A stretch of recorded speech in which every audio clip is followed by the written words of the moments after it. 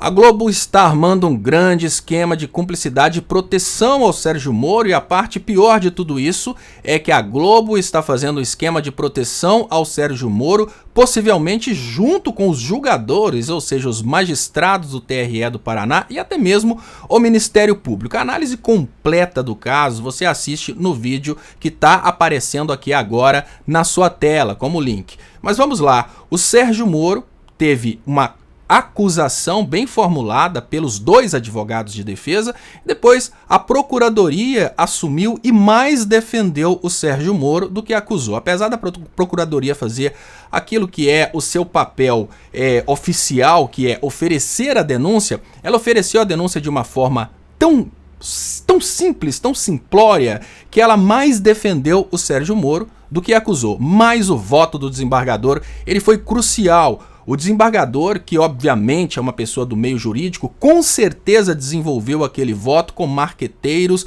com pessoas que entendem de psicologia das massas, porque o voto foi todo construído no sentido de criar uma impressão de que o Sérgio Moro estaria sendo perseguido. Dentre as coisas absurdas do voto do desembargador estão elementos como o PT e o PL deviam provar que eles não cometeram abuso de poder econômico para que eles pudessem oferecer uma denúncia contra o Moro por abuso de poder econômico. Seria como dizer que você, para processar alguém que roubou sua casa, ou então para acusar alguém que assassinou alguém que você conhece, você deveria provar primeiramente que você não cometeu esses crimes. É uma coisa que não tem nenhuma compatibilidade com a juridicidade, mas obviamente na opinião pública vai funcionar muito bem. O desembargador não falou nada sobre a superexposição do Moro, ele descaracterizou o fato do Moro ter transferido R$1 milhão para o marqueteiro de igrejas evangélicas.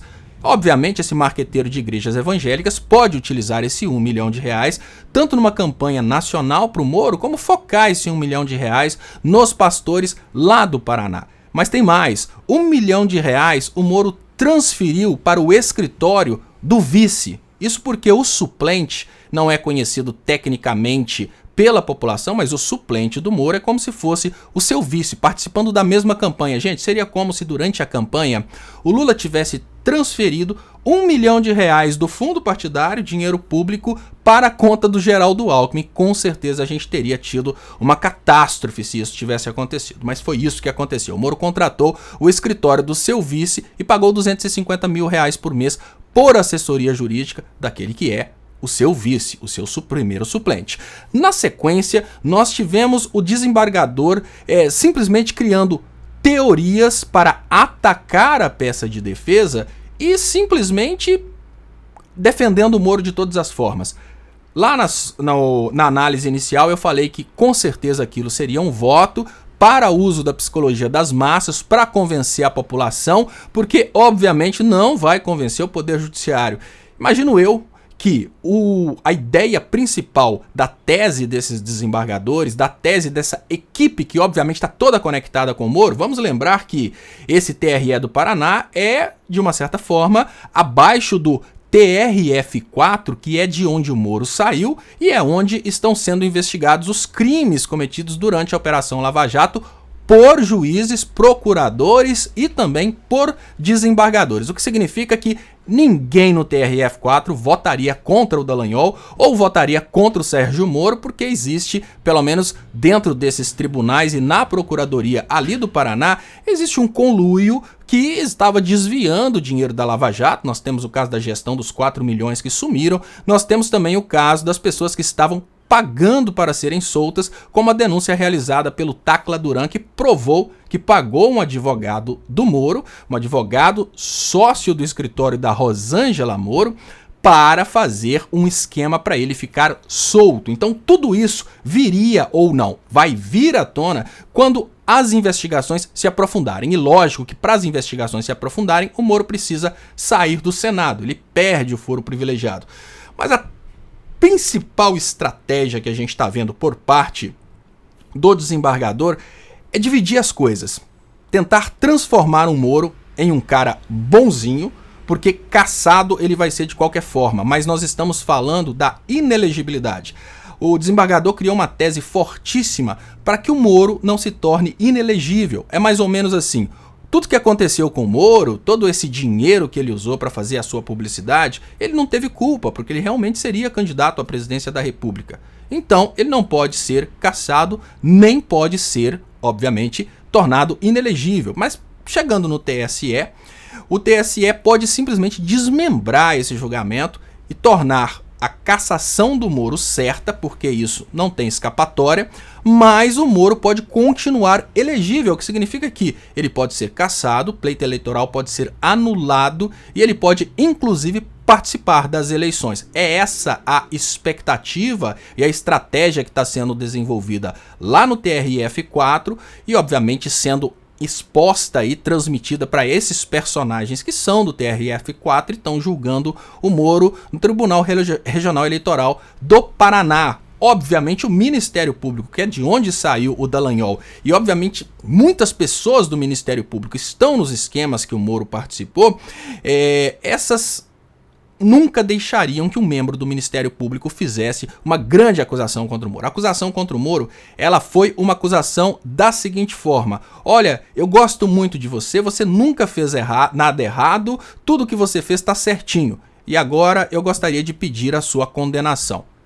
Foi desse jeito, infelizmente, que trabalhou o Ministério Público do Paraná no caso do Moro. E o que acontece agora? Nós temos essa possibilidade da superexposição do voto do relator, porque a estratégia foi muito clara. No momento em que o segundo pediu vista, ele pediu vista exatamente para dar uma semana para a mídia a favor do Moro transmitir a ideia de que o Moro está sendo perseguido, se posicionar a favor do Moro, levando em conta o voto do relator. E agora o segundo votante pediu vista exatamente para analisar o voto do relator e chega votando no relator, junto com o relator, e salvando o Sérgio Moro para que essas teses sejam usadas posteriormente lá no TSE.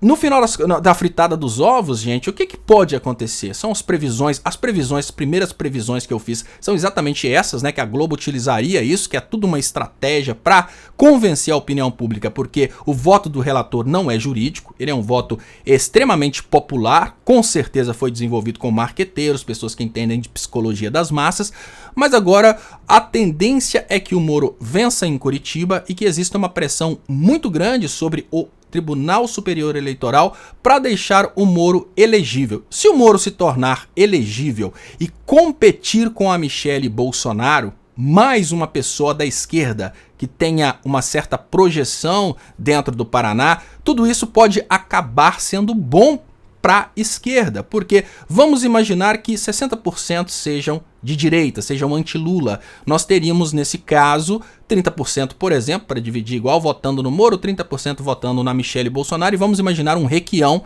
eleito com o diferencial de votos. Então, tá tudo muito indefinido ainda, mas tá tudo muito claro. A gente não sabe se o TSE vai aceitar essas teses que estão desenvolvidas, se o Moro vai continuar elegível. A grande segurança que nós temos é que o Moro não tem prestígio lá em cima no TSE e no STF. Detalhe básico: o Dallagnol ganhou de 6-0 nesse mesmo tribunal e perdeu por unanimidade no TSE e nem tentou recorrer. Simples assim. Então o Moro vai ser cassado. Agora, se a tese da inelegibilidade para dividir a culpa e o dolo vão dar certo, isso é uma grande dúvida e vai depender de muita força e hipocrisia da mídia que defende o Moro. Isso já começou, tá aí na Globo, né? E agora vamos ver as repercussões. Inscreva-se no canal Leonardo Estopa, marque para receber notificações. Esse canal foi o primeiro que trouxe para vocês a análise a respeito desse caso, conforme ele está acontecendo na prática. Abraços.